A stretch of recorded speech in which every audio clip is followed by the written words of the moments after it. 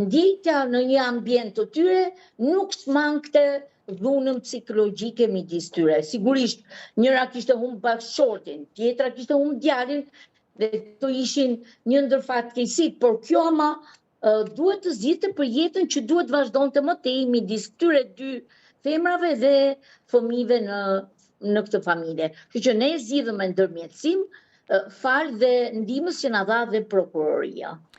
Pse është kaq i rëndësishëm ndërmjetësimi?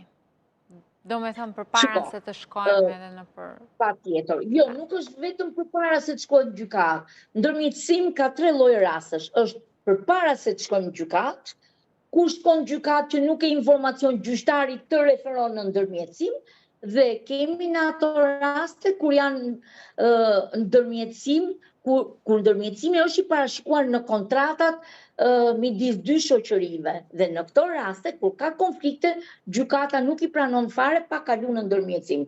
Tani pse është i rëndësishëm ndërmjetësimi? Shiko, një zgjidhje në gjykatë gjithmonë ka një palë të humbur dhe një palë të fituar. Konflikti nuk është shuar. Konflikti bile është thelluar akoma dhe